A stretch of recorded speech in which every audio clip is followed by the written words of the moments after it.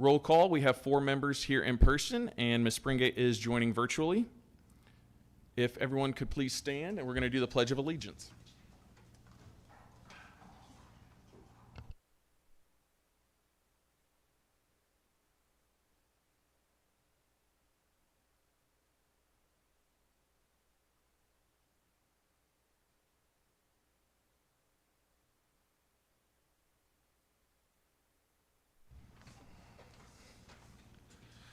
All right, do we have any proposed amendments to the agenda? Seeing none, we will move into our superintendent's report. Dr. Jones.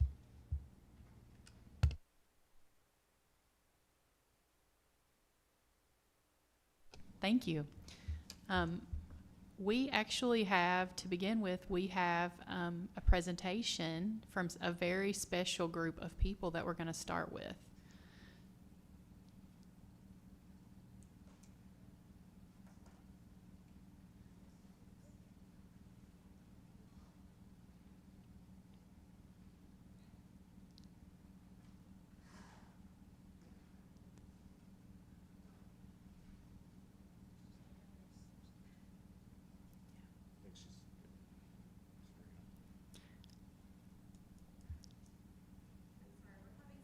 Would you like for me to do mine first? Yeah. Okay. So I'll start with my superintendent's report. Of course, all voices are united in building the next generation of excellence in Woodford County. Some special shout outs. Again, this is the time of year that we see a culmination of all of the work of our families, our caregivers, our community members, our elected officials, and especially our educators here in Woodford County. And all of the investment comes together to truly see these incredible demonstrations of learning and opportunities for our students. And here are just a few images of that. I was able to participate on Friday in the civics senior project presentations, and they were incredible. We definitely, I could see, as a superintendent, I could see truly just sort of a continuum of from when students are very small all the way up through their senior year, how we're building connected citizens, how we are truly building those characteristics in and attributes in our students. And so I want to thank every single person for the investment and how we see that come to fruition at the end of the school year. Some themes. I finished up my last round of Hive meetings this last month, and a couple of the themes that were very clear that students told me, especially elementary students, we love the house system. Please do not take that away. We feel connected, we feel engaged, and so that's definitely something that we want to keep going in our elementary schools. One of the other things that really all of my, but especially elementary said, Student Hive, they said we need more movement in class. And so that's something we're going to focus on this next year, is truly just continuing to embed opportunities in our classroom instruction for students to move. We have a lot of that already, but we can continue to do that, especially our boys. They said, please, Dr. Jones, we need to continue to increase our movement. I was like, okay, we will do that. Something that our high school Hive students said is that they see the efforts of leaders at the high school and leaders at the district level in really trying to listen to student voice and giving them a voice in how things are transpiring at the high school and how things are going. And then we also, my community and all of my classified certified Hive members said, you need to take the budget show on the road. So we are going out into the community to talk about the unique perspectives that are related to our Woodford County Public Schools budget and kind of where we are and what opportunities we want to build for our students. The last thing I've gotten a lot of feedback on is thank you for your transparency around the budget. We really appreciate that, and so that was one of the themes that I wanted to share tonight. I wanted to give a special shout out so far to all of our Teacher of the Year winners and our WOSA winners. We have not recognized Central Office, like Central Office and Safe Harbor are in another recognition later on in the year, and so that's our last one that we were recognized. But we also wanted to say we will also recognize these individuals on opening day. They will receive their really nice award and be recognized. But it's been really neat, and the feedback's been really good that we're recognizing those now at the school level at the end of the school year. That's been really special. These are just end of the year important dates I wanted to remind everyone of. These are on our Facebook. They've gone out through Parent Square, so just all of the promotion services, ceremonies, and of course graduation. So we're very excited about those. And then one more time, I just really want to push out that everyone is encouraged to participate in our summer feeding program. It's wonderful. So sign up, show up. If you're at the pool, if you're at any of the locations, sign up for it. It's a really great program. We would love for you to participate. And then last, I am participating in a 360-degree leadership assessment, which the board members, colleagues, individuals who report to me, as well as direct report, well, that is a direct report, they are all assessing my leadership abilities, and that feedback will come directly to me, and I will continue to create a growth plan around those areas that I can continue to get better in. So thank you all so much. Thank you. Thank you, Dr. Jones. Is it working? Perfect.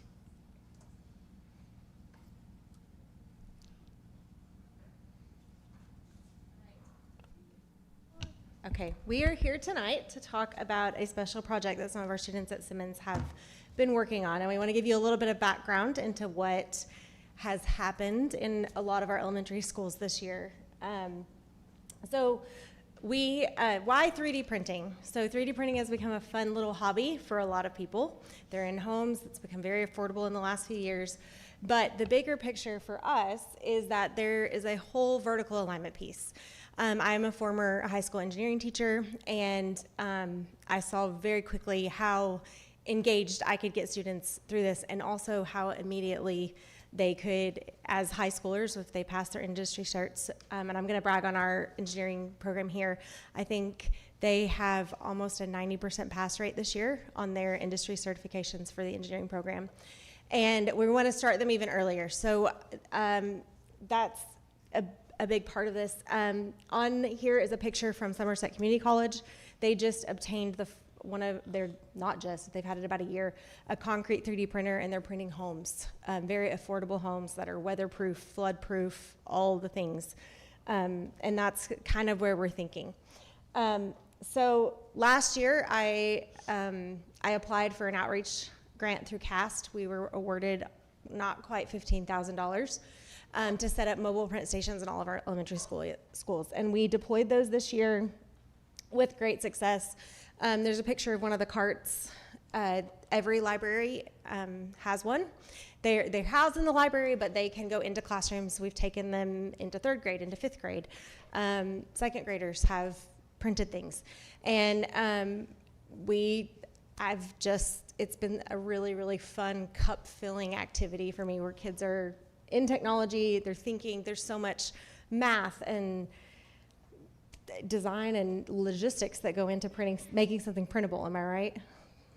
These guys have had to problem solve a lot. They've seen a lot of spaghetti this year. We were lucky enough to meet members, or the founders of a curriculum company called CAD Class. They run a makerspace out in California, and they have been a huge asset to helping get, I think, Ms. Crabtree, if she were here, will tell you that's one of the reasons that she's had such a high success rate this year, is because their curriculum is just top notch and it's very affordable. So the kids have enjoyed that. So as we've taken this on the road, we've done some projects at all of the schools. The kids have made Christmas ornaments. We had about 8 classrooms do that this Christmas. And then these guys at Simmons, all 3rd, 4th, and 5th graders, every 3rd, 4th, and 5th grade class at Simmons made bubble wands. And a few months ago, Mr. Albert was here for a board meeting, and he looked at your table, and he's like, those are just cheap little disposable glasses. And he came to me, and he's like, what if we printed replacements for the board? And so these kiddos have worked really hard to do this. So with what they know about 3D printing, they designed, tweaked, got really good at, and they printed these themselves. So we took it from Tinkercad into Bamboo and into the printers, and they got to watch them be printed. These are their designs for everyone to see, and now they are going to gift them to you. So we had 8 students who participated, and these 4 were able to be here tonight. And this is what we do in Woodford County. We have fun, so while we learn. So thank you. Thank you.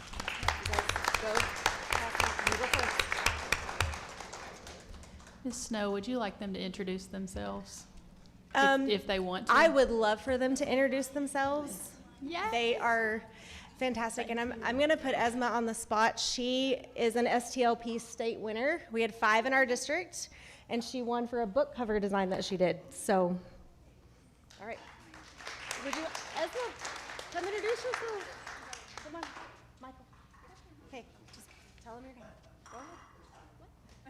Tell them your name. Just My name is Esma Bagara.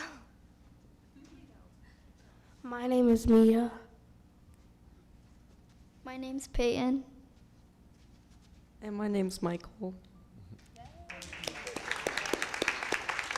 I also want to toot their horn a little bit. You'll notice that we had 3 girls here tonight. Well, this group was half and half, females and males, and getting female representation in STEM is something that's very near and dear to my heart, and they are loving it. So thank you.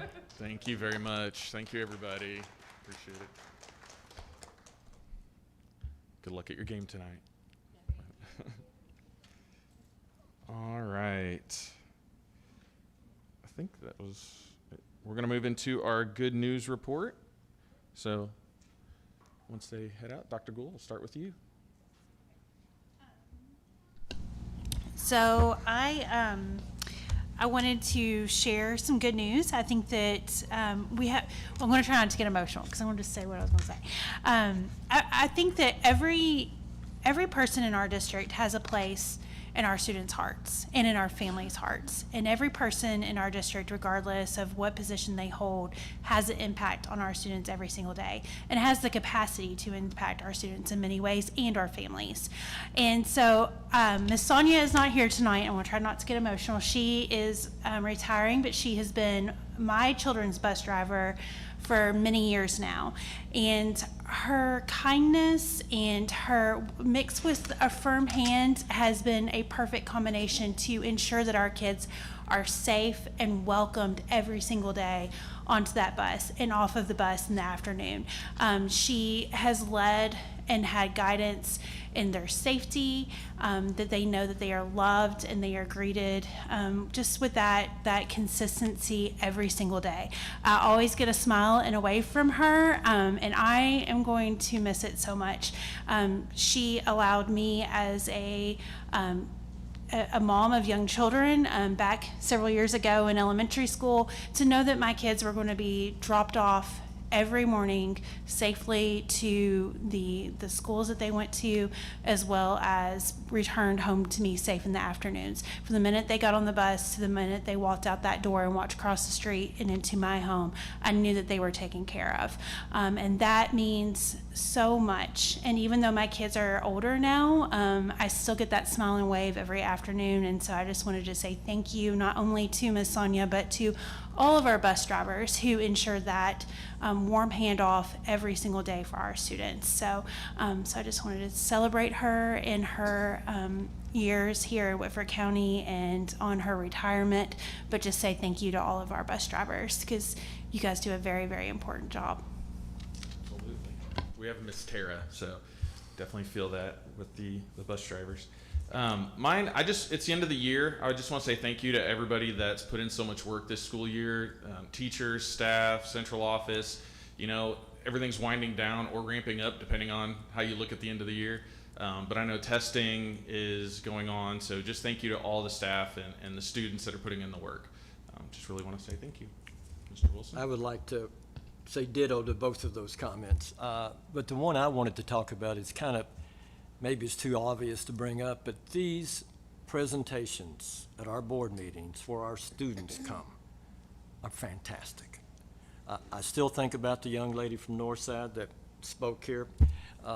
These folks came and did all this for us.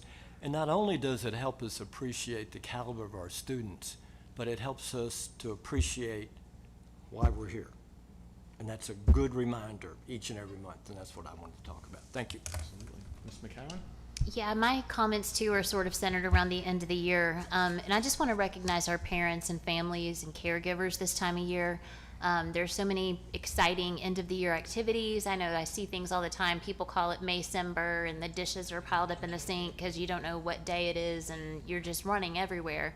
But I just want to encourage everybody, hang in there. It's almost summertime, and you know, the days are long, but the years are very short. So if you're in the thick of it, just keep going, because it will end one day and you'll miss it. So I just want to encourage everybody. I hope everybody has a wonderful end of May and into the school year, and a very safe summer. Ms. Springate? Yes, I would just echo congratulations. 2026 school year is almost in the books. Just a little bit more to push through and get to the end of the year. Hopefully everyone just has wonderful, wonderful memories, and all the activities that are going on can check out a few of the wonderful things happening in our schools. Thank you. All right, next we're going to move into our curriculum and instruction update. Oh. Retirees. Oh, yes. Sorry about that. Yes, let's go into our retirees for this year. Sorry about that, everybody. Good evening. This is always such an exciting part of May to recognize our retirees. Dr. Gould said it really well. Education, working in education, is such a work of the heart. And because of that, it can make recognizing our retirees a little bittersweet. But tonight is all about the honor and gratitude we just want to give to them. And man, I'm just so thankful for the work that our teachers and staff members do every day. And tonight, we are celebrating 14 individuals who have given 271 years to working in public education. So let's go ahead and give them a round of applause.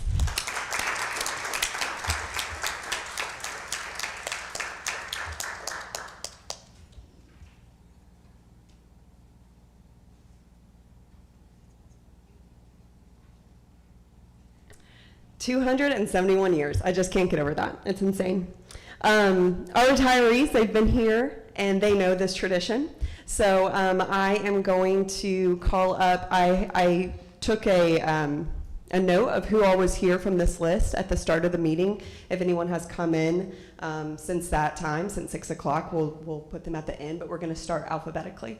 So our retirees will come forward, and they will have a seat in the rocking chair to represent the rest you're about to have and the slowdown you're about to have in retirement. And your supervisor or principal or someone from your building will say a few words about you. So we are going to start tonight with Miss Jill Hall. She is retiring from Southside Elementary, and she has devoted 35 years of her life to public education. Outstanding. That's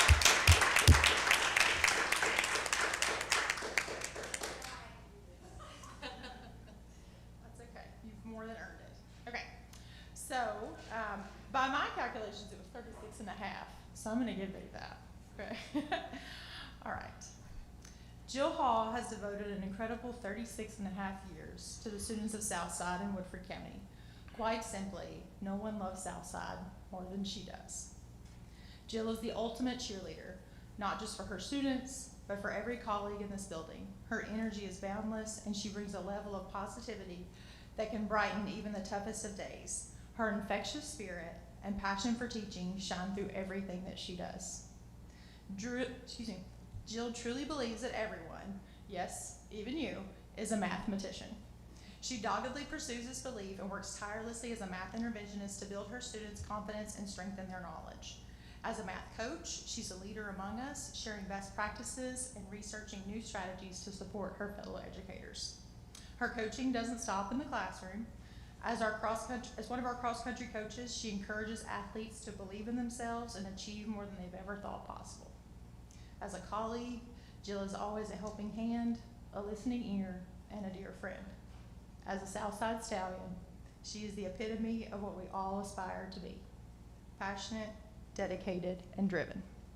Quite simply, Jill Hall is a rare gem, and Southside will miss her immensely. Thank you, Jill, and congratulations.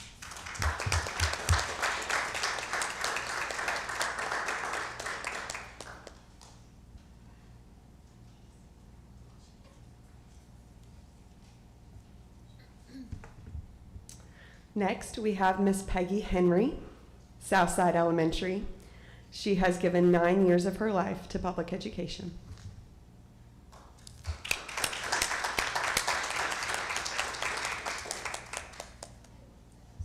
And I have it as 12 years. Before, yep, and then 10 years at Southside. And Miss Peggy Henry has become someone truly special to me. As when I came to Southside, she opened up her arms and her heart, and she showed me how to do it the school way. You know, there's lots of food services, but every school has its own way. And she showed me that. And then when I became manager, she was right there. She was my right-hand man. She still is in a lot of cases. She has become the grandma of Southside and of the cafeteria.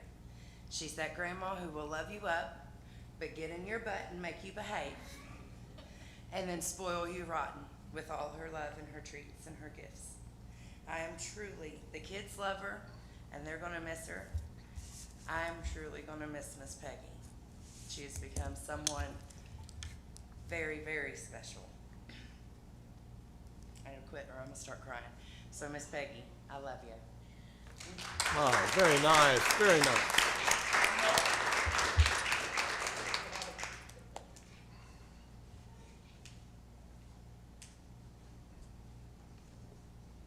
Since I have Miss Samples up here, I'll do our other Southside representative tonight.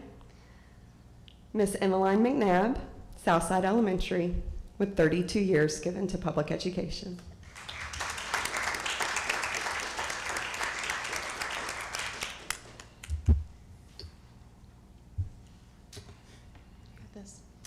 For over 3 decades, Emmeline McNabb has called Southside home.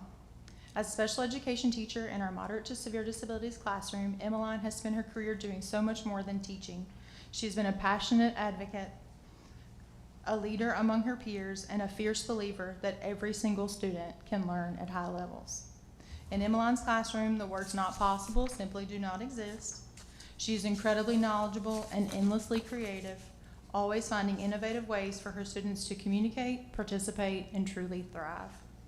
She looks at her students and sees boundless potential, teaching them to see themselves as capable of amazing things.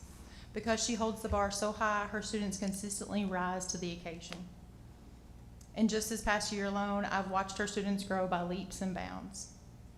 Emmeline, as you pass the torch to the next generation of educators, know that you leave an indelible mark on the heart of Southside and in the lives of the hundreds of students you have championed. Thank you for your passion, your devotion, your love, and your steadfast belief that all students can shine. Congratulations on a well-deserved retirement.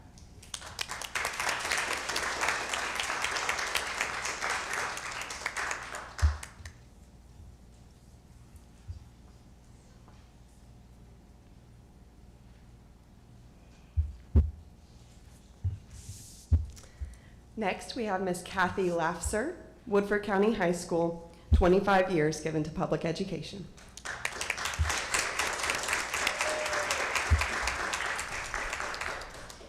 When we look back at Kathy's time at WCHS, one word comes to mind above all others: relentless. And I mean that in the most inspiring way possible. We've all witnessed the legendary Kathy Lafser hallway pep talks. She will literally track a student from one end of the building to the other, pouring belief into them until they finally realize, okay, I guess I really am completing this assignment. As a homework club tutor, Kathy is in a league of her own. She will sit one-on-one with our most challenging students, refusing to give up on them until they don't just finish their work, but produce something they can actually be proud of. Kathy, you've been a fantastic asset to WCHS from day one. I've witnessed the sheer effort, unwavering consistency, and deep knowledge you bring every single day. These traits are simply irreplaceable. You didn't just teach, you fiercely advocated for every student who walked through our doors. Thank you for always demanding the best out of them and out of us. Enjoy your new grandbaby, and congratulations on your retirement.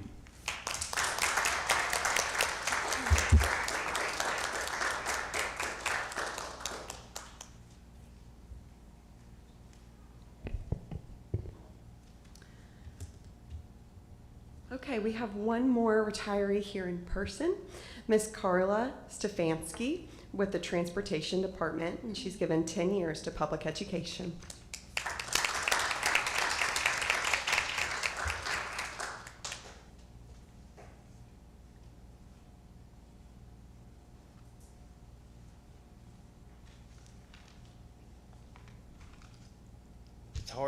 It's hard to imagine Bus 7 without Carla.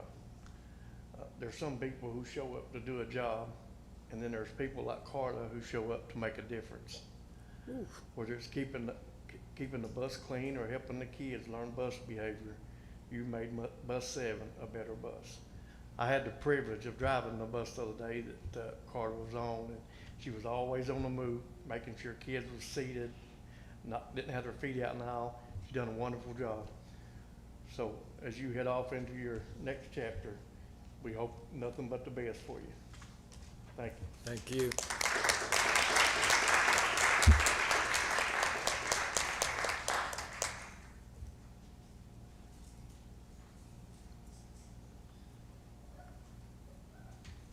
Okay, and those are our 5 retirees who are here tonight. I'm just going to quickly read the names of our other retirees, and we can applause at the end. Miss Carrie Baker, Garrett Wells, Joyce Miller, Mary Jo Ferguson, Sonia Fannin, Ginger Mead, Michelle Neal, and Mona Romine.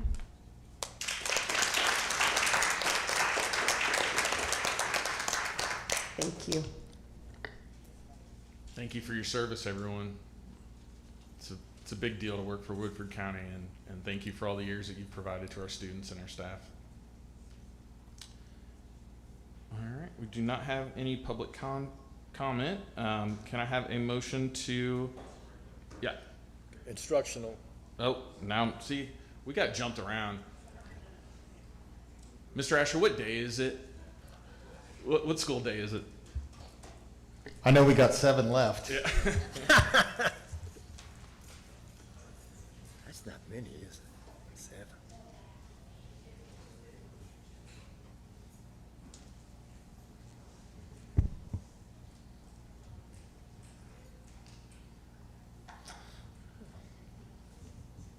There we go. I have just one thing to report on, and it is directly tied to the first presentation that you saw from the students, and that is about technology integration. It's big in the headlines right now, particularly not just tech integration, but the phrase of screen time. So rather than just jump to conclusions on some of those headlines, we're going through a process right now to as is outlined here, different phases. The big question that we're asking ourselves is there a problem with overuse of tech in Woodford County Public Schools? So currently in phase 1 and through a number of leadership structures that we have, we are answering this question or just taking qualitative feedback on whether or not we feel it is a problem right now. And it's a mixed bag, as is kind of summarized right here. There's great variation by school and by grade level, so there's some inconsistencies there. Obviously, we do not want to just strictly cut off technology use because of what you saw there, but we do want to provide some guidance. So our next phase, and we're on this right now, we actually have a meeting on this tomorrow where we have collected some usage data about specific platforms. iReady is also in headlines and is is big within our district, but there are other platforms that are used, and we want to look at specific usage data points to see over the course of the year, especially now that we're at this time, end of the year, how much usage there is. We also want to analyze the 8th grade team's approach at the beginning of this year, and a lot of this had to do with really some cheating mechanisms that students were using, obviously through AI and other things. So they did a minimized tech approach, and so we want to take their feedback and see if that can be a model for other grades. And then finally, what we want to end up is just strategic next steps. So the ultimate goal is not to eliminate technology, but to ground its use in sound educational practice. We want to make sure that it's anchored in 2 main educational frameworks, the instructional design cycle, as well as the engagement continuum, because we don't want passive engagement with technology. We obviously want active engagement. Again, the examples that you saw there. We've had great success in defining expectations, having clarity around whether it be portrait work that we have or assessment, and realize that we haven't done that so much with technology use. We are inundated with it, all of us, day in and day out, but we haven't addressed that to provide concrete clarity across schools by explicitly defining exactly what appropriate high-quality tech use is. So that is our ultimate goal leading into next year. It'll be something not only we broadcast to broadcast would be the word, to our staff, but also to our families and our students, so that we are more consistent in that use and it's ground in our research. Let me also add, Dr. Rayburn brought this to our attention among our CNI and tech team, doing a book study with the Digital Delusion is the name of that book, so that it's not just opinion-based. So a number of factors so that we can put this together in our defined expectations around technology. So just wanted to make you aware of that work. We are going to, as we always do, a slow and steady response to this, but have a lot of work going into this over the course of the summer. Any questions on that or otherwise? I just appreciate you tackling this, because you're right, it is a big topic. It's in the media everywhere. People are wondering about it. So I appreciate that you guys are diving in and doing that data gathering. I would imagine we'll probably get updates throughout the summer of the yes, the criteria you get back. Actually that would be good when it's kind of downtime, so to speak. Yep. Would be able to do in June and July. Yep. Yes. Perfect. Thank you. I just want to say thank you as well. I really do appreciate that you all are tackling this now and listening to some of the feedback that we've had. I had a conversation with Dr. Jones about iReady just the other day and about tech use. I think it is a balance. I'm speaking from someone who remembers when WCMS got the internet before the high school did, and that was a huge thing, right? And how we've grown and evolved so quickly. And the age of AI is really ramping up, as we all well know, very quickly. And I, as a higher ed professional, I see it being utilized quite a bit in my own online classroom. So a couple things that I just wanted to mention as I heard you talk, some things I took note of. I appreciate that you're looking at stakeholder feedback. I would encourage some feedback from families as well to see how that impacts them in their home. I also have an 8th grader myself, so I do appreciate that you're looking at that model and how our educators have strived to balance that technology.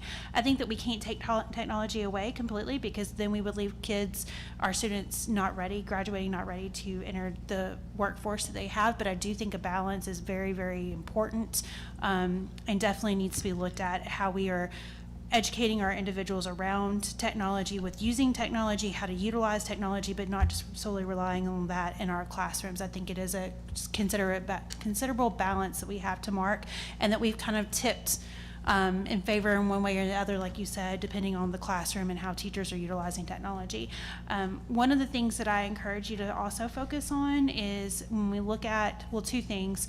One, looking at the mental health concerns related to overuse of technology and how that's playing out as we continue to have reliance on technology as we move forward, as well as educating students and individuals about appropriate use of AI and how it could be a tool, and what is considered plagiarizing and cheating when you use AI. And I think that is something that will serve our students well in their next steps in their college careers or technical careers as they engage in those post-secondary institutions. I think that that is a huge thing. Our kids are using it. They know more about it than probably do as adults. And our educators really have to be good stewards about teaching them that balance instead of giving them a tool to use kind of without check. So I think that that's an important component to incorporate into this exploration, maybe looking at how our teachers at different levels are using AI in their classrooms or educating their students around the use of AI, and making sure they have that balance. But I really cannot say enough that I appreciate that you're looking into this, and this is something that we're going to get to hear more about. And I think this is a perfect example of how we've listened to our concerns of our families around the use of technology. So thank you. Understood. Thank you. I just would like to say thank you as well. I think this is going to be a very worthwhile endeavor, something that's good to look at. I haven't heard of other school districts doing this, so I'm glad Woodford County is sort of a front runner in this area, because it's okay. You know, whatever information we find out and then act on or whatever the next steps are is an okay thing to do. And I think it just made me think of your Hive group, Dr. Jones, where at least in elementary school, the kids are like, we need to move more, you know, so they're telling us. So thank you. Ryan, thank you. And I would agree with Sarah that it sounds like we're the first school district to do this. And that seems to be a trend you started here with accreditation and this and everything. And I love that. And when this is finalized, I could foresee this being an excellent subject at the KSBA presentations for other school districts to learn from our progress. So thank you for everything. Sure. I don't know if other districts are, so I don't want to state that claim, but it's been in the headlines in every way, shape, and form, national and local. Thank you. All right. Thank you, Mr. Asher. All right. Can I have a motion to approve the consent agenda? Motion by Mr. Wilson. Second. Second by Ms. McCowan. All those in favor? Aye. Any opposed? All right, motion passes 5-0. Can I moving into our regular agenda, can I have a motion to approve the minutes of the April board meeting? So moved. Motion by Mr. Wilson. Second. Second by Ms. McCowan. All those in favor? Aye. Any opposed? Motion passes 5-0. Can I have a motion to accept notification of personnel matters? So moved. Motion by Mr. Wilson. Second. Second by Ms. McCowan. All those in favor? Aye. Any opposed? Motion passes 5-0. Can I have a motion to accept notification of payment of bills? So moved. Motion by Mr. Wilson. Second. Second by Ms. McCowan. All those in favor? Aye. Any opposed? Motion passes 5-0. Can I have a motion to approve April financial report, treasurer's report? So moved. Motion by Mr. Wilson. Second. Second by Ms. McCowan. And we'll invite Dr. Gribbins up to provide that report.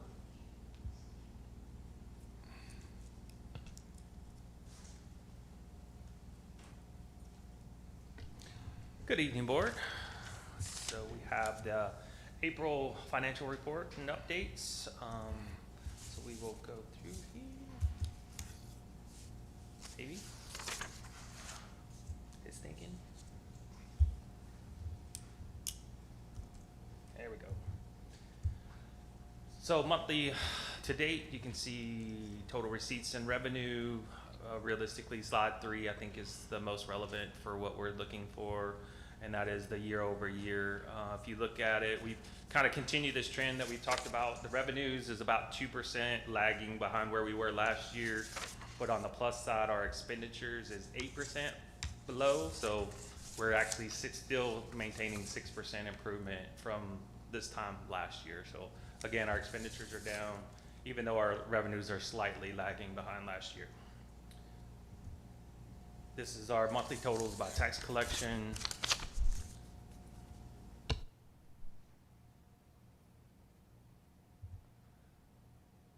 All those details just fall over into the Munis report. You can see for the months, just a little over 735,000. For the year, just over 29 million.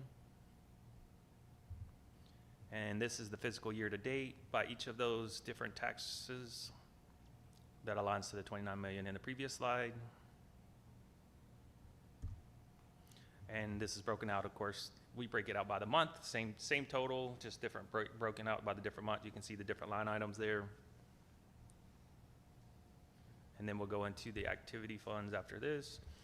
So special revenue, again, we're ahead of revenue on expenditures. We'll continue to get those requests in on a monthly basis, and we're due our final one for the year before the 17th. We are actually going to get it in early because Katie says they're going to be a flood of them coming in around the 13th, so we'll probably put ours in like the first week just to make sure it gets processed on a timely basis as we close out the fiscal year. And then our 2 activity funds. And then 2 good call outs, our food service, again, another trend of revenue above expenditures for the month. And then you can kind of see the year to date at the lower part, still a little lagging behind on revenue to expenditures on the year, but for the month, we're in a really good spot there. And the same for ETCs, they continue their trend of revenue above expenditures as well. Follow-up, there was a follow-up question about the high school general funds at the last meeting. We looked into it. So over a 2-year period, a total of about $2 million, just around $2 million was paid out of the general fund to the building of the high school. And then any other questions or anything? I had a question, but I don't expect an answer tonight. It's just a question that I just thought about. The distilled barrel, I know we've talked about our distilled spirits tax and how that's changing and shifting.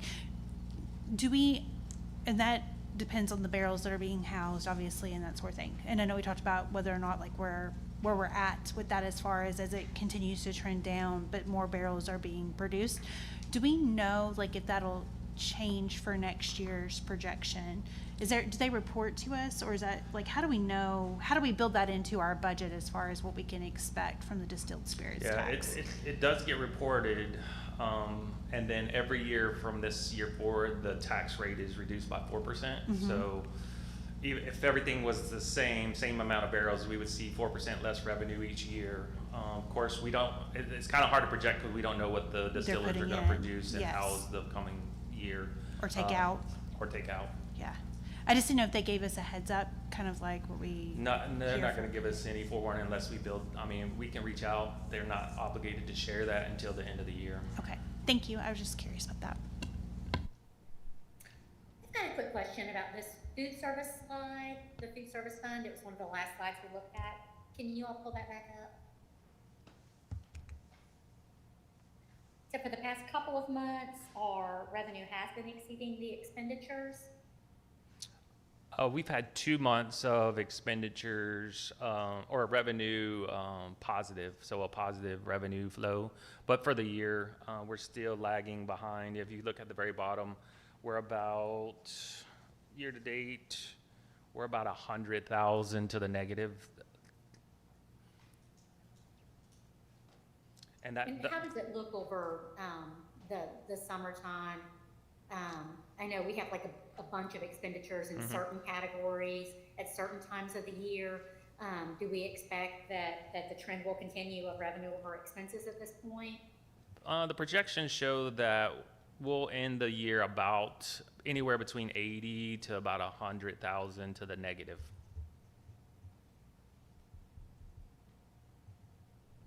So that will come out of general funds. But with the gain in, because the food, if I understood with Ms. Quires' presentation, with the more people that use the summer feeding program, we are actually gaining, it's over the cost of what reimbursement would be, correct? Yeah, the traditional reimbursement doesn't cover the actual cost. So the traditional, it covers above that, correct? Is that true? Because she said that there wouldn't be no cost to us for the summer feeding program. I would say, I can't say what 100% accuracy, but pretty much looking at the last couple of summers, it's about a break even. So if you look at kind of where we're at now, we're about 100,000 to the negative that'll come out of general funds. The summer program with just the ordering of supplies and all the food prices and the reimbursement, it'll pretty much break even, plus or minus probably about 1%. So that's probably where we're going to finish the end of the year, somewhere around that 100,000, give or take. If we have more people participating in the summer feeding program, will that increase? It could, yeah, definitely. The more that we can get to participate, the more reimbursements. it's the economy of scales, the more people that you can get through it to help to offset the overall operational costs. So we definitely need people to participate in that. And then can we look at the daycare also? So that's one that is, been trending with revenue over expenses the last 2 months as well. Correct. But what is that looking like year end then? So a year to date, we're definitely positive.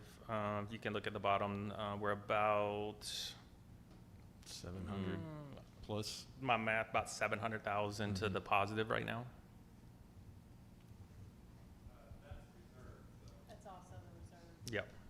That also has the reserve in it, yeah.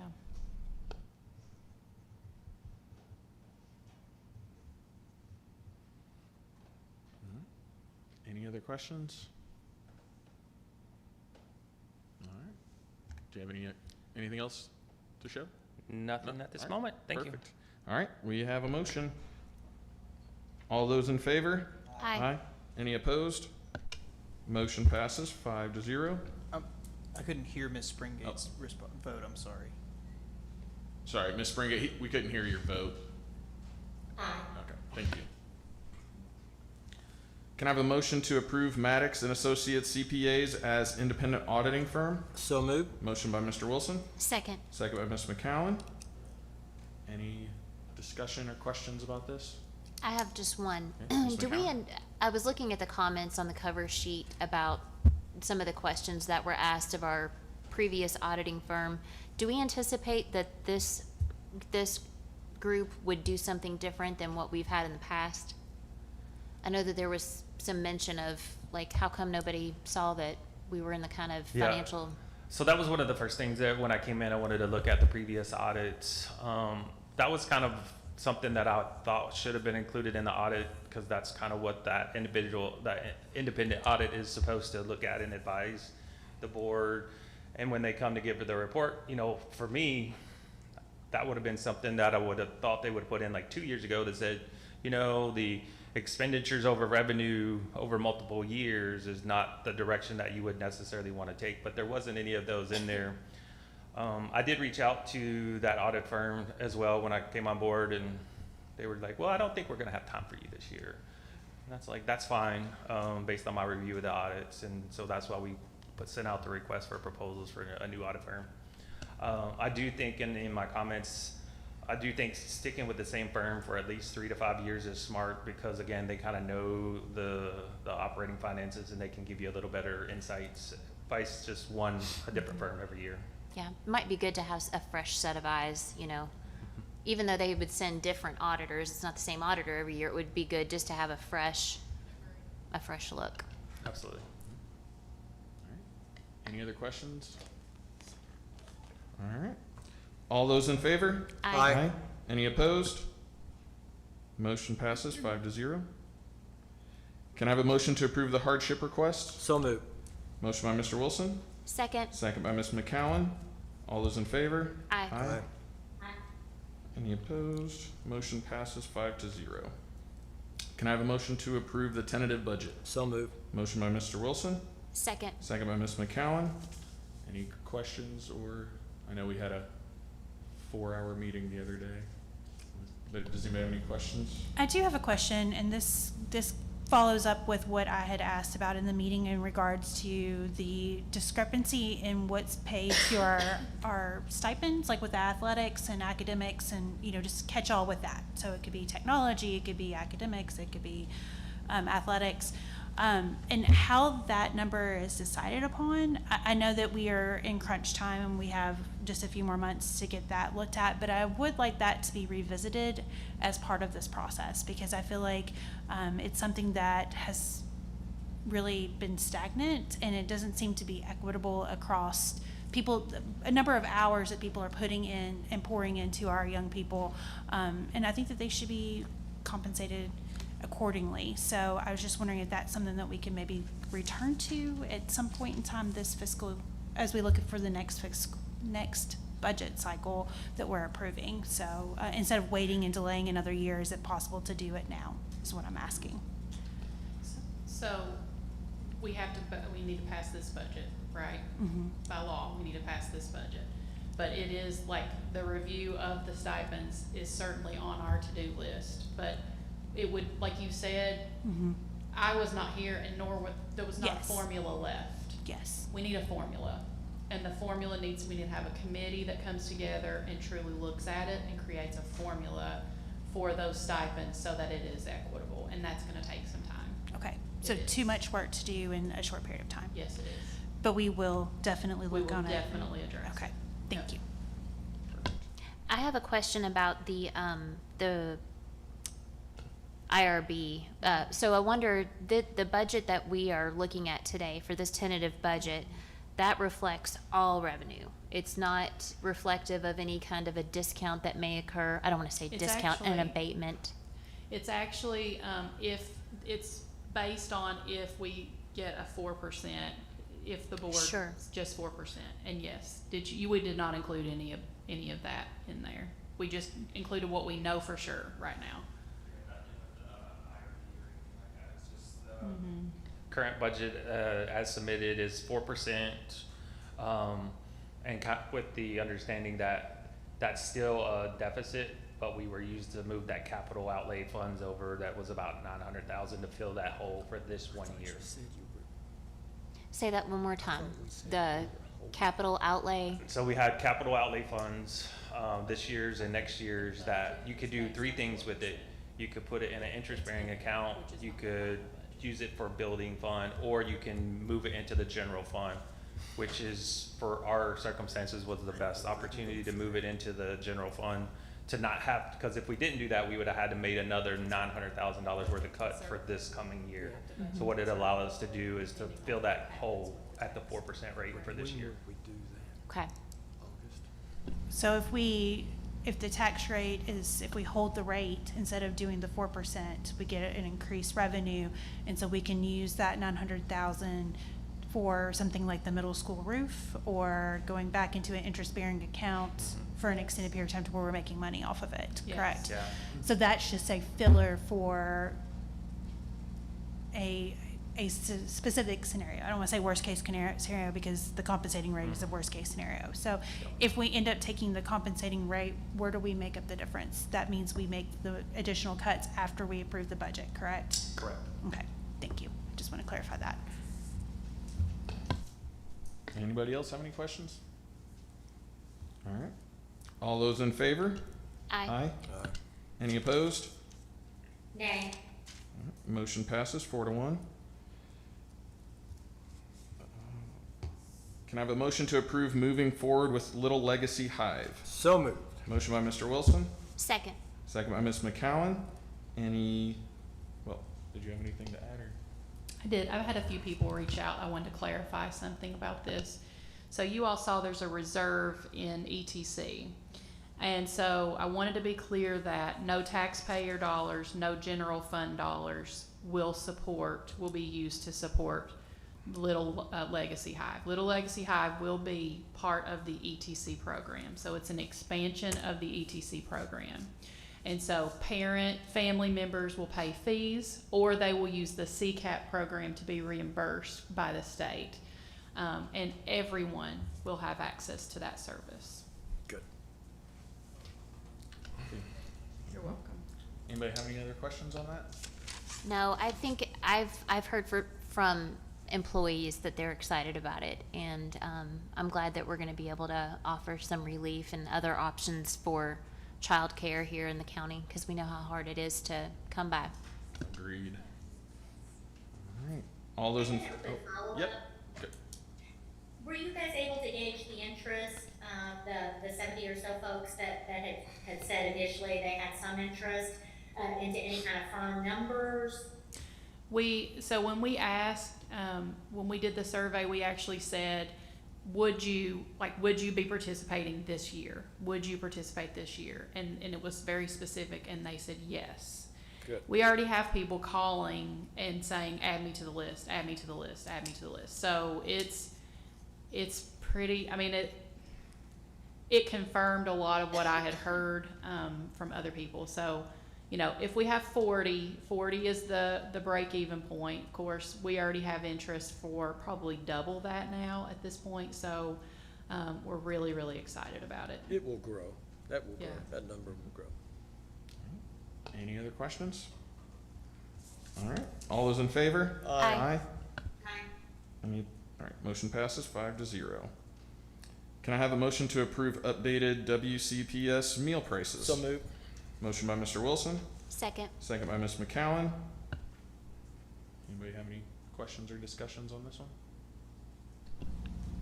I will say I have a conflicting thought. I know that everybody who has listened to the last couple of meetings know that I am very much against raising our food prices for our families. It has even made the paper. I am concerned about one thing that was brought to the attention in Ms. Quires' presentation, and I do appreciate her efforts in putting all that together and answering the abundance of questions I had around this topic. One of the things that does concern me is that if we do not adequately fund our program, that KDE will step in and raise the rates on their own, and those rates are pretty astronomical.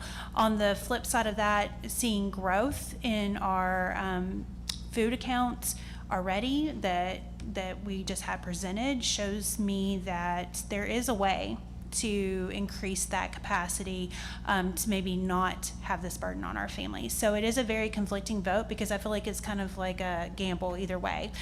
Because if we're not adequately funding our own school program, KDE will clearly step in and do it for us. And we do not want that because that would double our prices versus a smaller increase for families. So I will say my vote today is cast on that concern of KDE stepping in and it doubling, because I feel like that would be very, very impactful to our families and very concerning of mine. But I will say that the increased revenue shows hope that we will not have to continue to do this year after year, and I will not support it the next time. I encourage us to think critically and be able to examine other ways to continue our capacity to fund our own program at that amount, and not to continue to put additional burden on our families. So I just wanted to explain why my vote is probably going to be conflicting to what the things that I had said. And thank you, Mr. Chairman, for allowing me to do so.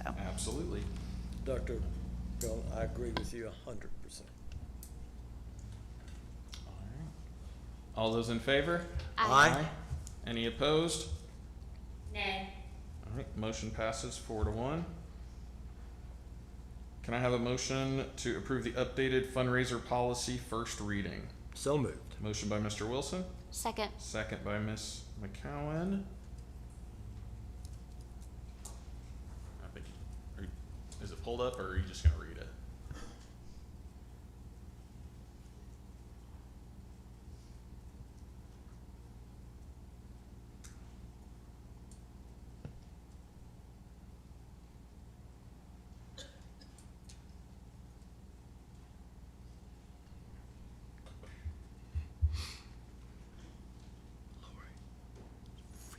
Sorry, I was back there working on something else. You're gonna be up here for a minute too, because we have a few of these, so.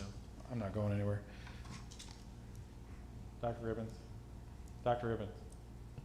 Jason. Can you push a button for me? The Oh, one with I all the learned red you ones. embarrassed me to death. It's got I a had to number learn. 5 on the right side. There's a little 5. Nope. Where my cup is. I'll just go.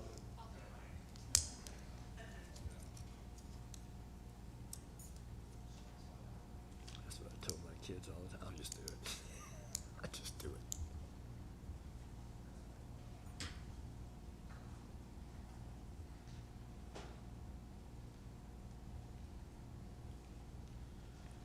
All right, I was actually looking up something that was all of the transfers that occurred for the new high school project, that trying to find all the reimbursements back to the general fund that were made from the project. I'll email you all that number so that you all have that officially. Thank you. Because I did find some, but I want to go through each. You have to go through each year. You can't do it by the total project. All right. So this is the fundraiser policy that we are asking for you to approve. There is nothing that we're adding to this policy. This is a first reading, so do know that this has not become a policy until you have your second reading. We are, and I redlined everything for you. It's been attached to all of our things. So we are deleting all of the restrictions that Woodford County has placed on all of our teams, classes, and activities to allow them to have as many fundraising to support their needs as we go through this one. And if we ever get to the point where we can add it back, then we will add it back as time sees. But this is only done in Woodford County. There is no county around us that requires this restriction quite like we have. So it'll be taking away the only 5 words and just deleting all of the words of restrictions. It does not violate any Red Book rules. So I don't know, Mr. Morgan, if we have to read deleted words or not. No, you do not. Okay, we have to read the added words, not the deleted ones. Yeah. Perfect. Okay. Does anybody have any questions? All right. All those in favor? Aye. Oh, wait, we need to get Ms. Springate back on the monitor.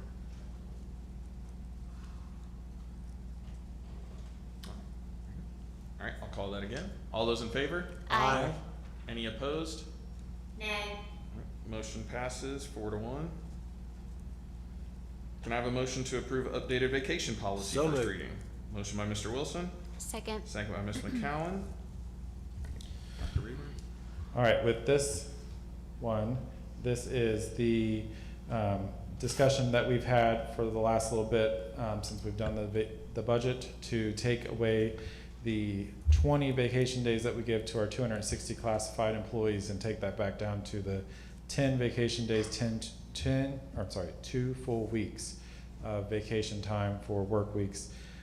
So I struck all the words and then re-added all the words there, so I have no idea which ones were added, which ones are not, so I'm just gonna read them as if. So it says full-time 260 contract classified personnel shall be entitled to an annual 2-week vacation at a time approved by the superintendent.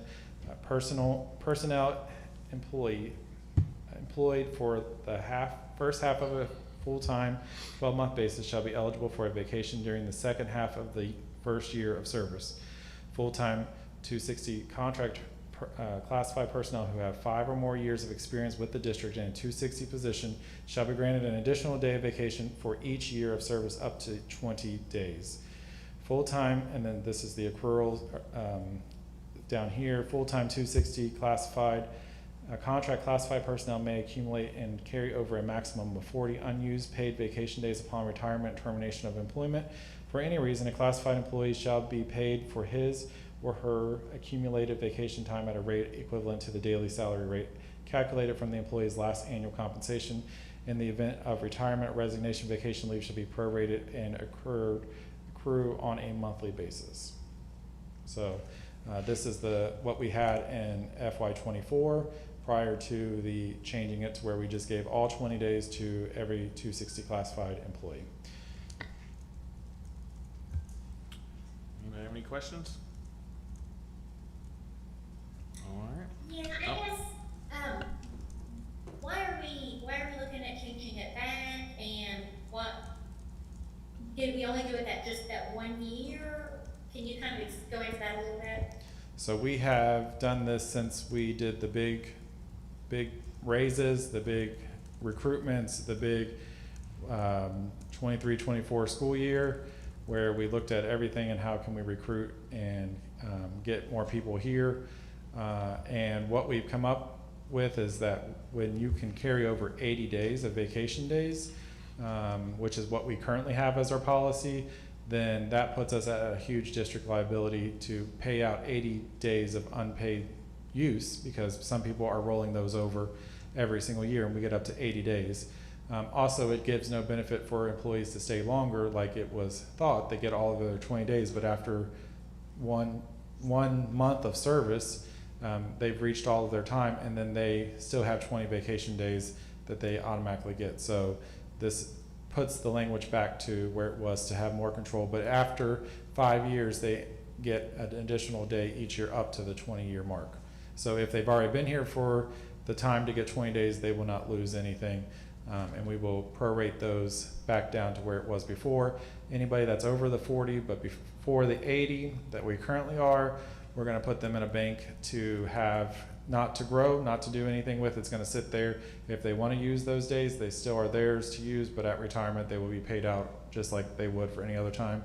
So they won't lose those 41 to 80 days, but we're not going to pay them out right now and take the risk of cash flow. All right. Any other questions? I was just curious how this compares, because I wasn't on the board when this was approved. So how does this compare to other districts' vacation policy for these individuals? It's very standard. Yeah. We And were pretty much an anomaly to give it all at one time. Okay. So, but the same accrual rate of one per year after 5 years, is that correct? Okay. And they get the time off between Christmas and New Year's? They get their holidays, they get their, so there are several holidays. There's sick time, and then there's also these days in addition. So when the district is closed for, like between Christmas and New Year's, for example, is that time that they also They get a get vacation? several of those days as holiday, or they can take the other days as vacation. Okay. The holidays are all in the policy. Well, I saw the holidays. I was just curious if Yeah, like. so if you look at the policy here on the screen, a 260 employee gets 13 holiday days on top of 20 vacation days, on top of 15 sick days and 3 personal days, as it currently stands. And they're getting paid 260 days.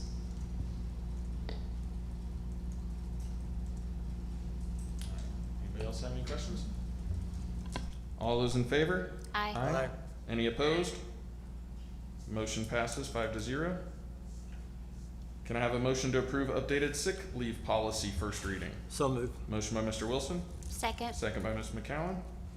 Dr. Rayburn, back to you.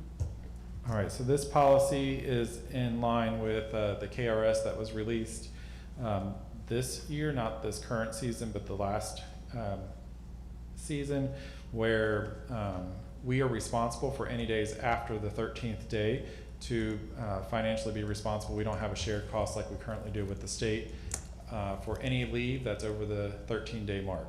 So what we're requesting is we go back to our 10, 11, and 12 for our classified and certified, so that the sick day is still there, but that we are not responsible financially for days 14 and 15 like we currently are this year. So this school year, if anybody retires, the district is responsible for day 14 and day 15 of their leave at retirement. Now, they don't get them if they leave prior to retirement, but anybody that leaves for retirement, the district is responsible for those 2 days. So this goes back to putting the cost back onto the state so that we're not getting those days.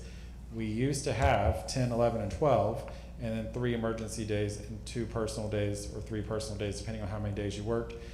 This proposal is going to include those 3 emergency days back for the next one, so you'll see that in our next board agenda item. So they're not losing days, but emergency days don't roll over, and I'll talk more about emergency days there. But sick leave has to be adjusted, but the amount of time an employee gets for working for Woodford County Schools does not change. So this is taking those 3 emergency days out of this pool, out of sick leave, and setting them aside and calling them emergency days instead of. Correct. So we used to have 3 emergency days, and then we decided as a board policy that we were going to just roll all those 3 days into sick days so that people can get those at retirement. Well, now the state's putting caps on them so that it's a way that they're controlling their budgetary line as well, and it's putting that cost back onto us now. So we have to revert back a little bit. Can they be used, can those 3 days be used as personal days instead of emergency days? The feedback that I'm getting, and maybe this is. We are only allowed to give 3 personal days. Because the concerns that I have heard are that staff, for the emergency days, you have to have superintendent approval. And when it's an emergency, like in the middle of the night, I mean, a lot of time you can't get prior approval. You can't give prior approval because you don't know when an emergency is going to happen. It's more a procedural issue related to that. There are guidelines in the emergency day that we'll get to, but I haven't known a superintendent to say no if it's truly an emergency, or their designee to say no to an emergency day usage. Thank you. So why are we making this change now? We have to have 2 readings, and this is the first board meeting, the second board meeting's in June, and they have to be in. Yeah, I'm sorry, I didn't phrase that correctly. Why are we recommending to change the policy at this juncture? Yeah, I was getting to that. So we have May board meeting for first reading, June for the second one, July 1st, all of these policies as they currently set go into play. So all of our employees on July 1 receive whatever our board policy is. So instead of having to go backwards, when we do our second reading for our KSBA policy, we've already got this one taken care of, and we don't have to go backwards. We can keep them with what they're going to get for FY27.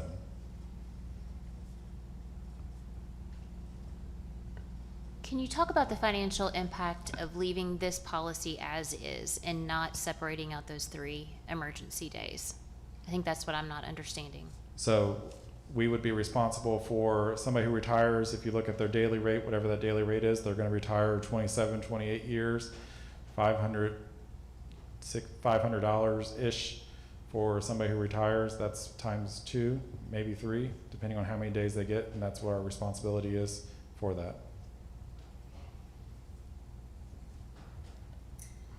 I mean, is there any way to just leave the policy as is and just change the days to 10 and 3? That still puts us under 13, but it leaves the policy really congruent with other districts. And I've heard nothing but negative things about these next two policy suggestions. I haven't heard a single employee say, yeah, that's a great idea. That would really benefit and assist us in any way, shape, or form. It's interesting because I've asked employees to reach out to me and to let me know, and I've heard not one comment. So, and I'm just saying, you know, that truly is like, I want those comments. I want to hear those. But at the end of the day, you know, we do owe you all an explanation for how can we limit, how can we not cut more individuals, but actually look at, okay, being able to budget responsibly so that we can stay afloat and be able to still offer benefits, but look at what the state gives us versus what we would have to take on out of the general fund. So this is our recommendation, and you're welcome to vote however you'd like to do that. Well, and again, I would just say that I think doing, 10 and 3 personal and leaving it at that would not have any financial impact. It would really accomplish the same thing that you're talking about right now. So, Can you clarify that? Say it again. I don't understand what she's saying. I'm sorry. Can you explain the 10 and 3? Yeah, if you leave the sick leave policy at 10 and take it down to 10 sick days and then 3 personal days, that to me is doing the exact same thing as doing the policy changes to both of these policies.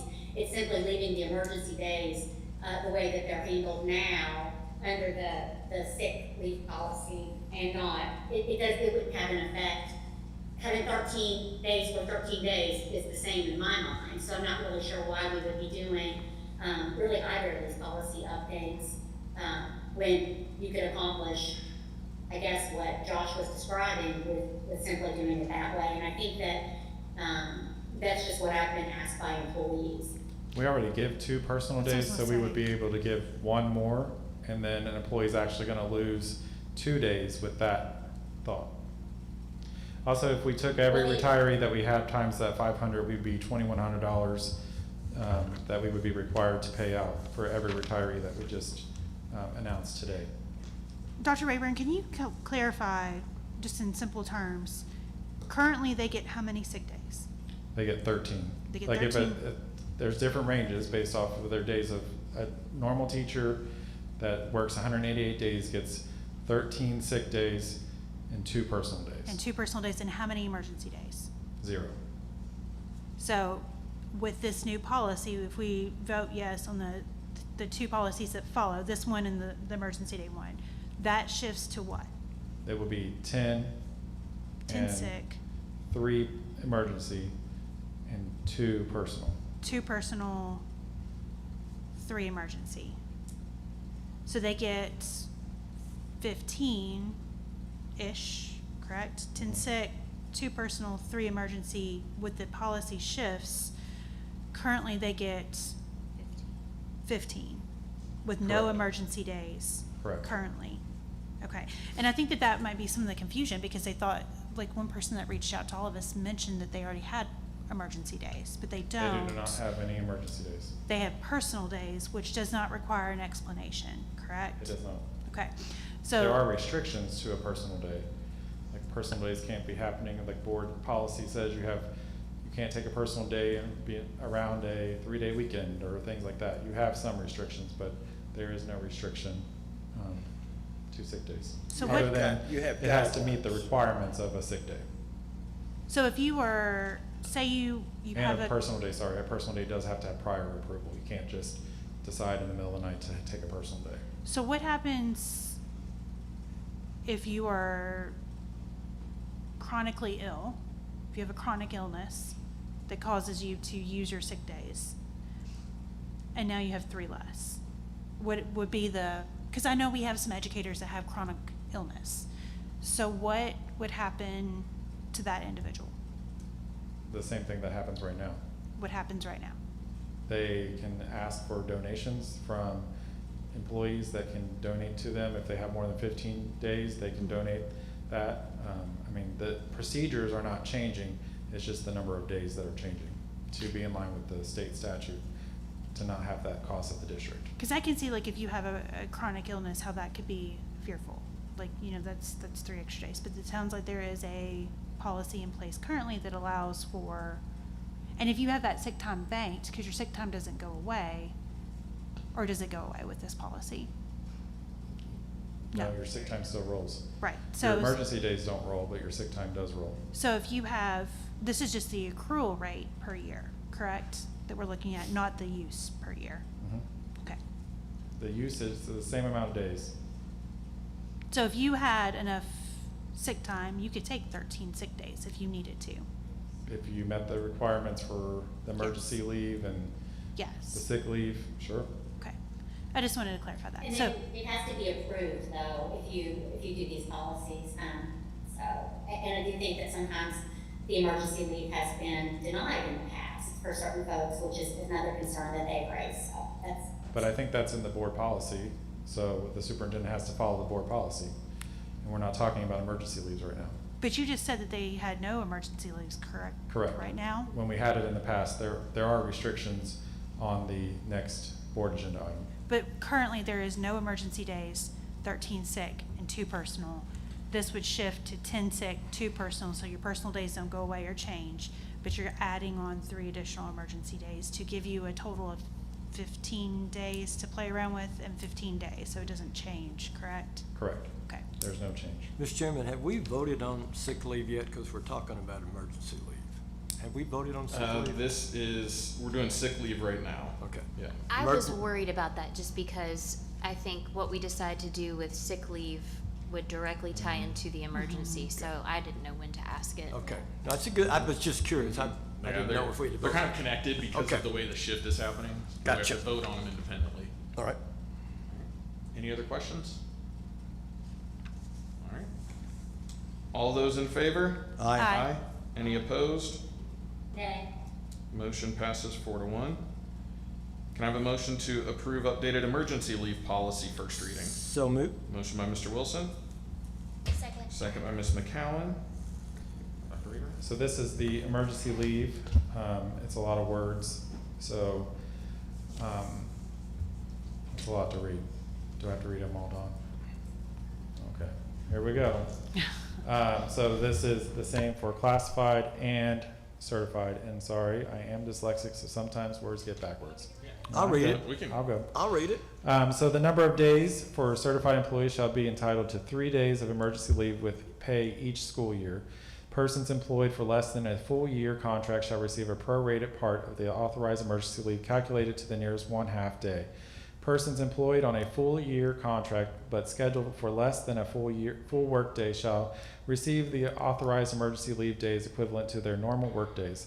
Emergency leave shall be granted for the following reasons: illness or injury to attend an immediate family members whose life is threatened by illness or injury, bereavement, death of a relative or personal friend, disasters of a household vehicle, travel, or personal emergency of the magnitude of tornadoes, fires, floods, etc., affecting the employee or his or her immediate family. This applies only in the case not covered by sick leave. Court legal appearances as a witness or to produce documents when the employee's presence is required by subpoena. This is not to include appearances and actions in which the employee is a part and the subpoena is obtained by or on behalf of the employee. This also does not include jury duty. See policy 31237. Business 1 day shall be granted for business reasons of an emergency nature. For this purpose of this section, emergency shall mean a sudden or unexpected happening, an unforeseen occasion or condition. A sudden or unexpected occasion requiring action. The employee may appeal the superintendent or designee's decision to the board. Prohibitions is emergency leave shall not be used for personal illness covered under the sick leave policies, for participation in recreational activities, for vacation, college visits, attending fraternal functions, seeking other employments, or for rendering services for pay. Request for the leave. Emergency leave must be requested through the superintendent or designee, who will determine if the leave request meets the board's criteria. Statement: person taking the employee's leave must file a personal statement upon their return to work stating the specific reason for their absence. And the accumulation emergency leaves do not take action, days not taken during the school year shall have not accumulate. Same thing for classified, only difference is the use of classified over certified. Is that okay? Okay. And this is like KSBA standard Yes. policy. You see this across This is the same other policy schools. that we had, and we took that policy, we went back to the same emergency policy that we had, and I took those words and placed them in here. I sent them to KSBA, and they said, this is the standard KSBA one that we have. You'll have this number range, 03.12 something or another. That'll be the range number that it goes to. They said that it was within their normal policy. It is a lot less flexible, for sure. I mean, talking about tornadoes and we had kind of given them to them as to use as a personal day. So I would think there would be much less. There's still requirements for sick days. Like a sick day cannot be a personal day. Like a sick day the policy specifies what a sick day is versus a personal day is just pretty much anything you can do and you want to do, you can do on your personal day. Mm-hmm. But this, like a sick day, board policy has a sick day for what the board says is a sick, what the board says is a personal. Vacation days are all laid out for each different group. So you can't just say I'm going to take a trip and I'm going to use a sick day, and then you post it on Facebook. Like, you can get in trouble for that. You could show up at a rally in Frankfurt, which is what was occurring several years ago, and get in trouble for using a sick day and not using a personal day. It's like it's not the same type of language as a personal day. But they still have their 2 personal days. That doesn't go away. Correct. And this is just addition of 3 emergency days. I'm with you. I feel like this is a little bit, the language, I know it's KSBA driven language, but I do see how the language can cause some concern. The one thing that you pointed out, Sarah, that kind of resonated with me is the capacity to alert of an emergency if it occurs in the middle of the night, and the fear amongst something tragic happening on top of that, thinking, oh my goodness, what if this impacts me in a very negative way if it doesn't get. And I think that Dr. Jones is a compassionate enough individual that would be something that she would consider. However, what if something changes superintendent-wise and we have this policy in place? And so I guess that's my concern, is the restrictiveness and the notification, like the order of notification, I guess. Is there a way to clarify that So you would go, like an employee, just like in any other day, they would go ahead and put their day in. So let's say you get up in the middle of the night, your basement's flooded, like you had a water line leak. You get up, you put that in, and then you put in emergency. And then I would see, and then I would approve it. So you're putting your day in regardless. Okay. It's just whether or not on the backside it ends up being an emergency day or something else is. But if you have no personal days, if you've already used your 2 personal days, then what happens as far as So like repercussions? a water damage would not cover a sick day. Yeah, so but it would be under emergency. Mhm. It would be covered under emergency. I still wish we could just go to PTO and have one bucket. And here's your days. Use them however you need to. Yeah, and we're really talking about on the financial side of things too, like, now that the state is not, they're no longer paying for those other 3 days, that truly is an expense we take on as a general fund expense. And so, you know, that's just like every other thing. If we vote to have a raise, if we vote to have this, if we vote to have that is a general fund decision, so we have to cut somewhere else, and that's fine. That's up to this board. But know that there's this much money, and we're trying to limit having to cut more people and having to, you know, truly cut additional things. So we didn't cut any days for certified employees. We didn't cut it, you know, like, we've really tried to balance all of the things we're bringing to you all so that we're not impacting one group or more than others, but also trying to have a balanced approach to this. So And this was the policy. this was the policy 3 years ago. Yeah. 3 years ago. So And it is the it's just policy of reverting back surrounding to that. districts, just so you know. Like emergency days, that was my previous district that I was in for 10 years. Your previous district Yeah. that shall remain nameless. I mean, emergency days they're for emergencies and they don't require, right now, if you have to take an emergency day, in air quotes, you're taking a sick day, it doesn't necessarily always align to what a sick day should be, so. All of them are there for a purpose. So. Any other questions? No, I would say, I really do agree with, Sarah, what you were saying. And then, I guess my question is, so how much in savings is this creating by changing the policies, these 2 policies? And what is that savings gonna be put towards? I mean, any savings that we have goes directly to our general fund to prevent us from having to cut more positions. Like I said before, we had 14 retirees today. If they each had a vacation, or not vacation, if they had sick days over the number of the allotted time, we would be at $21,000 that we're paying out just in sick time alone. And that's currently where we are. But currently, the state pays that, the allowed number. Until this year, Up in- until this coming year, They're not going to pay they're gonna pay up to 10. up to Yeah, 10. we have to do FY '26, we have to pay those regardless because we didn't make the policy change. So this went into effect July 1, 2025. So this goes in alignment with what the state will already pay for, and we are not causing payment out of our pockets to fulfill the Yeah, difference. we were already too far into the policy policy change it. revisions to make this change when this went into effect.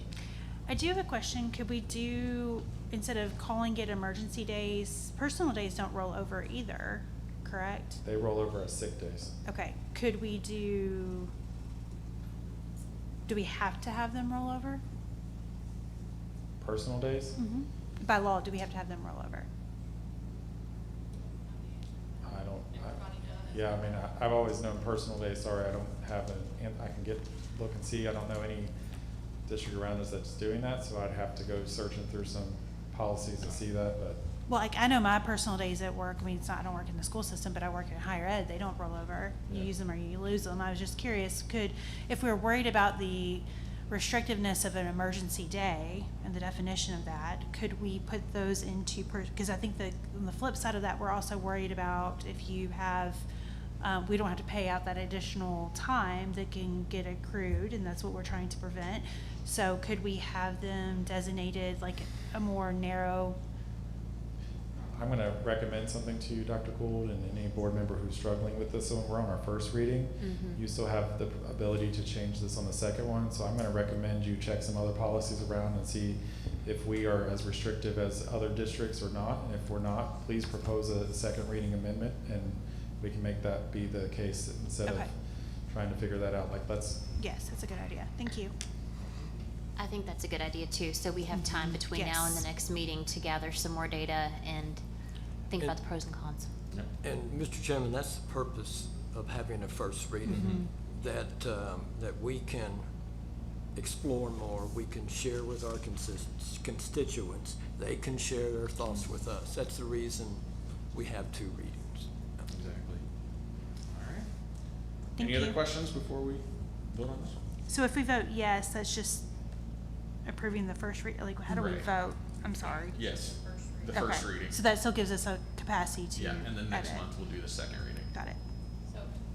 And of course, board members, if you, because you can go to KSBA's website, you can search for policies, the same policy in other districts.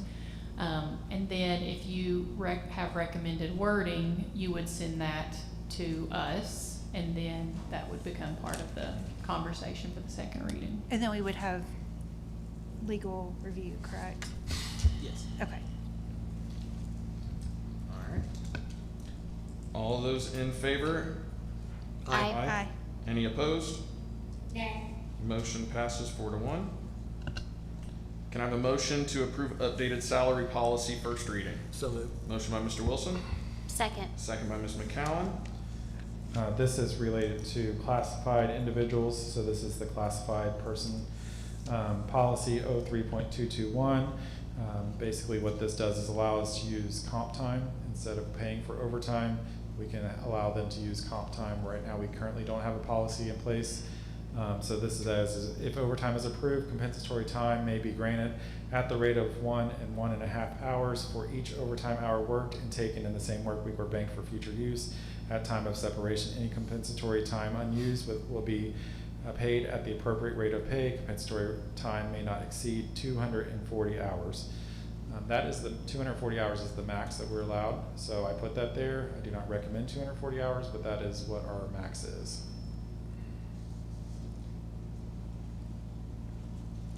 Anybody have any questions on this one? Can you tell me, is comp time used now or no? This would be a brand new concept. We have no policy to allow for comp time right now. So if you use comp time, would it have to fall within like emergency or some other time? Or would it truly be, I worked 5 extra hours last week, I'm going to take off Friday after lunch? It has to be that. So, yeah, it has to be that the employee you can put reasonable restrictions on it, but the employee gets to use it at their option. It's not restricted like sick leave. Okay. And we've talked a lot about employee flexibility. You can't get any more flexible than comp time. Yeah. So I have a question that only impacts classified staff, not certified, correct? Correct. Certified are exempt employees, so they are not entitled to any overtime. So they can't use that.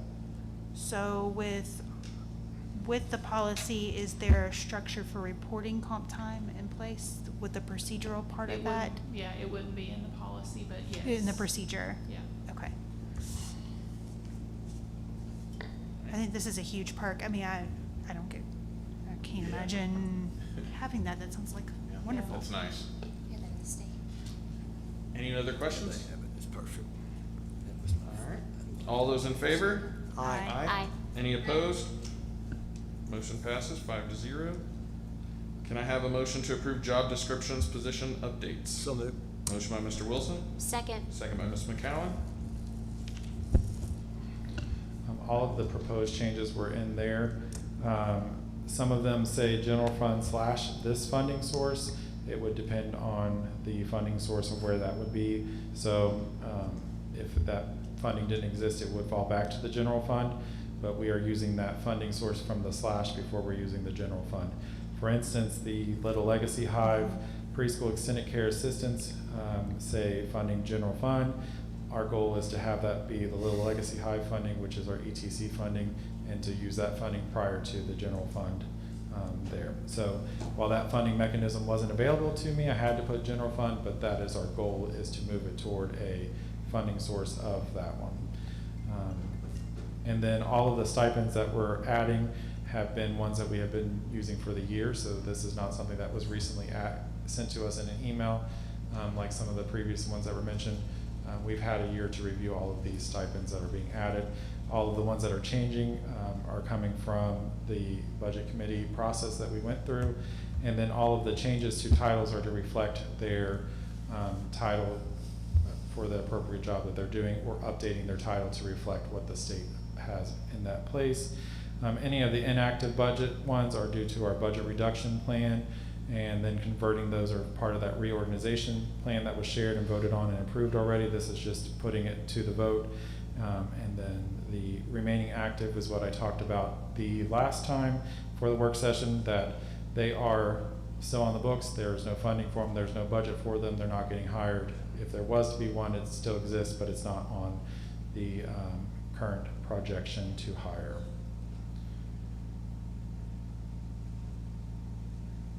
I had a question, and you kind of answered it about the Little Legacy Hive. I don't think that, I would like to see this edited to where general fund is not included. I think it's not, we can't say that this will not have any bearings on our general fund or our taxpayer dollars to provide childcare, and have the general fund as an option to dip into. As much as I love this idea, and I say this with full confidence that it will be fully funded on its own, I think that when we have the capacity to dip into the general fund for something, we're saying we will not use taxpayer dollars to provide daycare services or extended preschool or whatever you may want to classify it as, that we cannot utilize the general fund in there. And I think that goes the same for ETC as well. Those restrictions on that, I think should be very clear. The other question that I think before you go on, I think we can go ahead and vote on this and just move to have the general fund omitted from that the language. description funding source, because I think that was not, it wasn't supposed to be there anyway, right? Well, we didn't have a funding source when the thing was done. We didn't have approval to put it on there, so I had to put it somewhere. Yeah. Yes, so we can omit it now, correct? We can omit the general funding source in that wording and just have it ETC, right? And there's We also hit the mic. a delay in our grants. So there's a delay, so we could have to put general funds in there until that gets funded, and so it kind of piggybacks. So you don't want to not do it, because then you're like, well, I don't get, it'll be 2 months before I get my grant funding. What do we do in those So there could be a months? timing issue, but it would It's be a time- reimbursed back to Would still be no cost. Is there a way to reflect that language so we can ensure for our constituents that this is being followed? I'm 100% positive that we're doing the best that we absolutely possibly can. Oh, I understand that. I'm not trying to challenge that. I just think that it's the clarity of it. Once you put something in writing and once you vote on it and okay it, anything can happen, right? Like what At if the end of the day, if we open the doors on August 10th, August 11th, we have our first 2 paychecks due August 25th. We have to pay them on August 25th, regardless of whether parents have paid us or not. That's gonna have to come to the general fund, and then the general fund's gonna be reimbursed once the fundings come in. There are always gonna be this possibility of the general fund. If at the end of the day, it's not a solution that we can do that, the general fund has to pick that back up and pay for that. The general fund is your fail-safe for your grants, for your extended school care, for your preschool, for all of the different things that we have. The general fund is your fail-safe back. So omitting the general fund, in my opinion, is just not the best solution, because that's lying to you and saying that we'll never have to use the general fund, when we will have to use it for that first little bit. But once those reimbursements come back in, we reimburse the general fund. It's at the end of the year, we'll say we didn't use the general fund because we were able to reimburse the general fund. So What you're asking for is flexibility for you and your department to meet the needs of employees, but general fund will be reimbursed and there'll be no cost.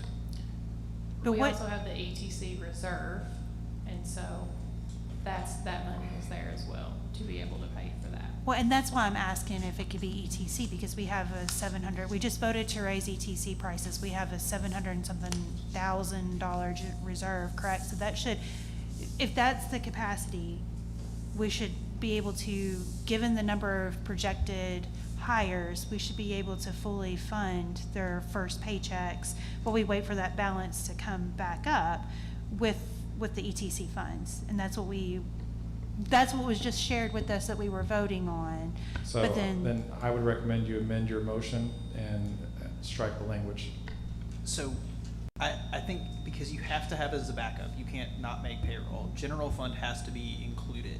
I think what you're talking about is an accountability mechanism, Yes. which is that you could absolutely ask the superintendent and the finance officer To and report on Josh it. to report on it to you about were there any dips into the general fund? If so, have they been reimbursed, and if not, when? That is something that happens on the back end, but it would make me nervous to not have the general fund listed, because then you literally can't. Then you could not if, do it. If there You is can ask for a it. cash flow issue. well, and I If you think, want it to list every possible funding source, so you're not, because what would be worse is having to dip into a funding source that you all never, approved. But the fact that you approve it as a funding source with your discussion tonight doesn't mean that you can't have reporting on it and accountability and, from the administration about how it is used. And if that's happening in a way you all don't like, then you can take action on that. well, and I fully understand that concept, and I appreciate that explanation. I think for me, with the language that we have proposed and the questions that we asked when we just voted on the passing of that, was that ETC funds were used. It appears that if this is going to be a minimal cost, that we have enough ETC funds at this point in time to approve, like, to be able to fully fund the startup costs of Little Legacy without the need to dip into the general funds. And if we get to the point where we need to dip into general, this is my line of thinking. If for this specific situation, if we are getting into the needs to dip into general funds, then we need to look at whether or not the program is viable. I feel fully confident that it will be viable, so therefore I'm not as concerned about I think what we're maybe misunderstanding is just kind of like basic accounting stuff. Yes, yeah. It's not like truly a debt, like a debit out of general fund. Like, it's like 1 month you may have to dip into that depending on when reimbursements happen. Just to have it, like, you have to have that just in case. That's not we're definitely doing this, but it's like you have to have that backup. And it's there for everything. It's there for food service. It's there for ETC. Like, it's there for all those things. So could we amend that language and say, in addition, also ETC funds? Because ETC Sure. funds are not listed on there. Yeah, so we could add ETC funds to that. Because that's where all the funds are coming from initially, and because Yeah. Little Legacy is part of ETC, that's where it'll be But let me give you an housed, right? example real quick. So our grant money, like our title money, is reimbursed a little bit every month. But some months, the individuals that are paid out of title funds, we may not have the money from the state yet to pay those. So then you have to pay them out of general fund. But then when the title money comes in from the state, the federal government, then that's paid back. And I completely understand that. I think that the difference with this specific situation is it's not related directly. It's a child caring program versus a school-related program. All the things that we're talking about are related to educating, and that's where I think our normal K through 12 population versus child caring, which is a different situation. And I think that that's where the concern lies of the child caring piece versus the education piece. And when it's separated out like that, if we cannot fund it without dipping into our general funds that we are so desperately trying to protect to stay afloat right now, that's where my fear comes in. And I completely get a backup plan. I mean, you have savings for a reason in case, something happens to your house or something like that. I get that language.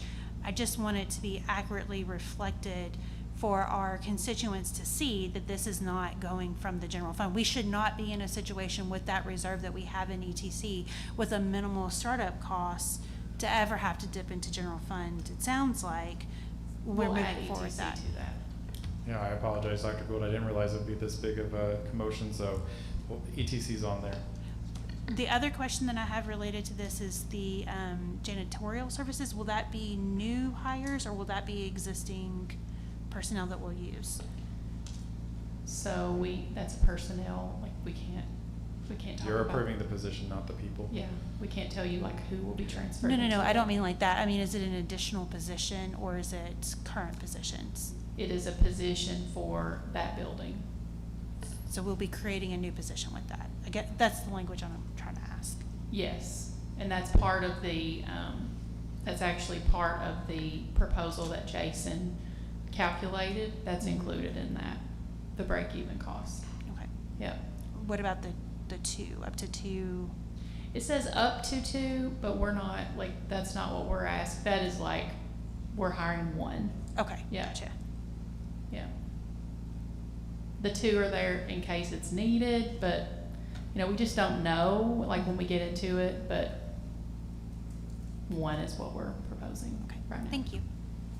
All right, any other questions? All those in favor? Aye. Aye. Any opposed? Nay. Motion passes 3-2. Can I have a motion to approve FY27 salary schedule? So moved. Motion by Mr. Wilson, Second. second by Ms. McCowan. No changes. Okay, no changes. Any questions? All right, all those in favor? Aye. Aye. Any opposed? Motion passes 4-1. Can I have a motion to approve FY27 paid date schedule? So moved. Motion by Ms. McCowan, Second. second by Mr. Wilson. You threw me off there. Threw me off. All right. Any changes or anything we need to? All right. All those in favor? Aye. Aye. Any opposed? Motion passes 5-0. Hang on a sec, Adam. Mr. Brickler, Ms. Springate, were you able to cast your vote? Can you hear us? Oh. Thank you, Ms. I Springate. couldn't hear you. No, I lost track. Oh, sorry. Are we on? Q. We're on Q. Approve FY27. Schedule I. Yeah, aye, okay. Yep. All right, this next one has to do with the listing of 330 Pisgah Pike property. I'll make the motion to continue the disposal process for the surplus property located at 330 Pisgah Pike via accepting sealed bids pursuant to 702 KAR 4090. Second. Second by Mr. Wilson. Anyone have any questions, comments? All right. All those in favor? Aye. Aye. Any opposed? Nay. Motion passes 4-1. And that was it. Can I have a motion to adjourn? So moved. Motion by Mr. Wilson, Second. second by Ms. McCowan. All those in favor? Aye. Aye. Aye. Heck yes, aye. All right, motion passes 5-0. Thank you, everybody. Have a great night. Thank you, everybody.